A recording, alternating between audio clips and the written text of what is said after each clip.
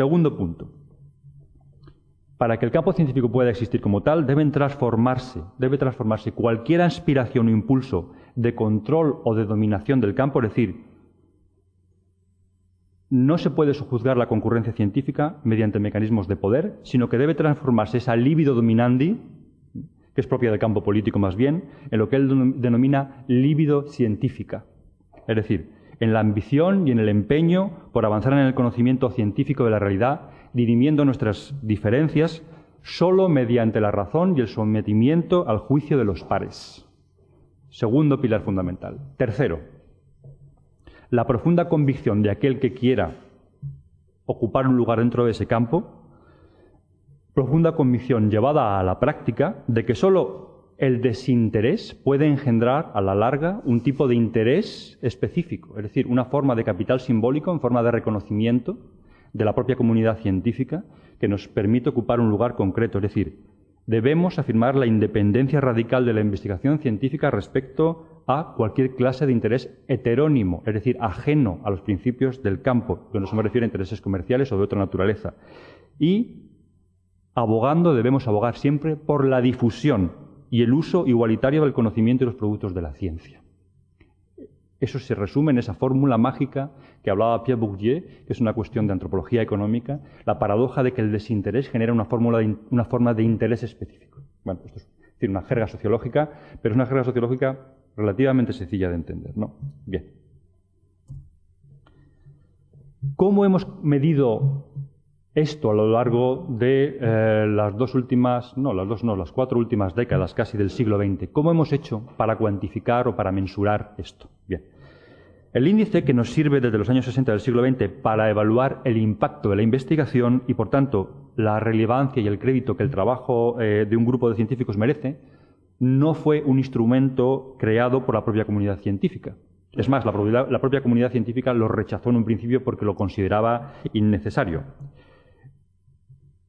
La comunidad científica, aunque percibía que había una necesidad obvia de medición y evaluación del capital, como os digo, un índice que reflejara la importancia relativa de las propuestas, de las hipótesis y de los hallazgos de la ciencia, se opuso a esta herramienta de medición que son los índices de impacto. Esta herramienta de contabilidad científica fue indirectamente favorecida o directamente promovida más bien por la administración norteamericana en los Estados Unidos, ¿no? Que deseaba establecer criterios contables firmes para justificar, en primer lugar, la financiación de los proyectos y, sobre todo, para mejorar los mecanismos de la comunicación científica entre áreas de conocimiento y departamentos universitarios estatales con motivo, sobre todo, de la carrera espacial de los años 60.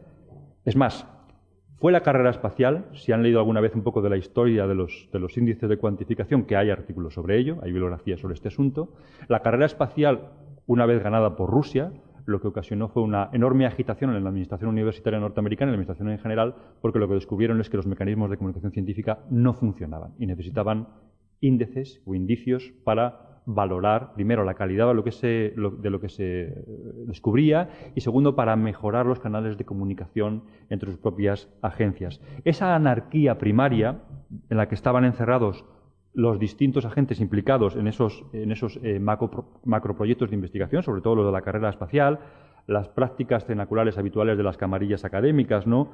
de las agencias estatales muy estancas, no podían, desde luego, constituir base suficiente para una coordinación adecuada.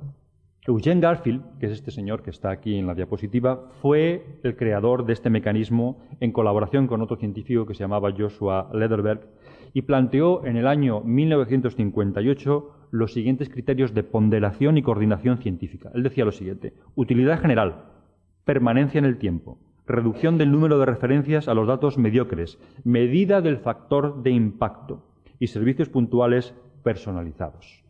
Bueno, resultaba políticamente necesario, por tanto, en ese momento, un sistema centralizado de evaluación de la información. Mi amigo Emilio Delgado, que es un especialista en evaluación de la calidad científica, un cibermetra acreditado y conocido de la Universidad de Granada, planteó claramente el año pasado en un congreso en la Universidad Pompeu Fabra una paradoja que todos conocemos, padecemos y sufrimos. Una paradoja que se puede precisar de la siguiente manera. El exceso de un solo tipo de índice o de métrica, decía en esta presentación que se pueden bajar ustedes de SlideShare, que es un sitio donde están muchas presentaciones, se suben y se pueden compartir, el exceso de un solo tipo de índice o métrica provoca reflujos negativos sobre la calidad de la investigación. Claro, la impactitis, que es una enfermedad que está bien diagnosticada y que Emilio Delgado la ha definido y la ha diagnosticado muy claramente, es la deformación propia o la enfermedad derivada del uso excesivo del factor de impacto como métrica única para la medición de la calidad de la investigación o de los productos que hacemos. Eso da lugar, al menos, a los siguientes problemas. En primer lugar, menospreciar las revistas que no ocupan los lugares predominantes, claro, engendrando un círculo vicioso de depreciación y de devaluación de las cabeceras o del resto de las cabeceras que es muy difícil de remediar. Segundo lugar, desvaloriza todas las lenguas que no sean la predominante. El inglés franco, el resto de las lenguas, como saben ustedes, quedan desvalorizadas. Desprecian, y eso también es más grave, los temas que la comunidad científica no sanciona en ese momento como dignos de ser tenidos en cuenta. Y cuarto, generan, como no, redes bastante arteras de citación mutua o de respaldo bibliográfico que desprecia de paso además las contribuciones de los grupos contrincantes. Y esto todos sabemos que sucede y ocurre, es la práctica científica habitual y que no sea así que levante la mano. Bueno, publicar o desaparecer en las revistas que el ISI sanciona como fundamentales es la divisa que todo científico repite como mantra fundamental y se le enseña a hacerlo desde que comienza su carrera universitaria, ¿no? Creencia, además, que está administrativamente redoblada por las exigencias de los ministerios o de las instituciones de investigación. Me consta que hoy en día sigue siendo el único criterio de validación y de evaluación dentro de la carrera científica. Publicar, aun cuando sea a costa de la salud de los colegas, como aparece en esta viñeta norteamericana, ¿no? Aunque sea a costa de nuestros colegas profesionales, desde luego es la divisa o el mantra fundamental de la práctica científica.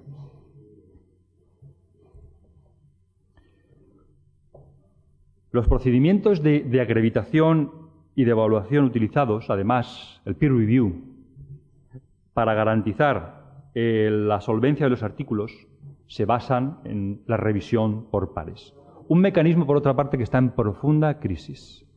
Existe una página web, un blog, que les recomiendo muy vivamente, que es Tecnocidanos, que está mantenido por Antonio Lafuente, profesor de investigación del CSIC, que utiliza este canal mucho más que las revistas del ISI, afortunadamente para nosotros, y él hablaba de lo siguiente, de las enfermedades terminales que padece el peer review. Muchas revistas exigen ya que los autores declaren que no hay conflicto de intereses, es decir, connivencia de todo tipo, entre lo que defienden y venden las empresas que financian su investigación y los resultados que obtienen y que publican. La identidad de los revisores es otro punto oscuro, porque debe mantenerse normalmente en secreto. Y, sin embargo, cuando así se hace, abundan las conductas desviadas de todos los tipos.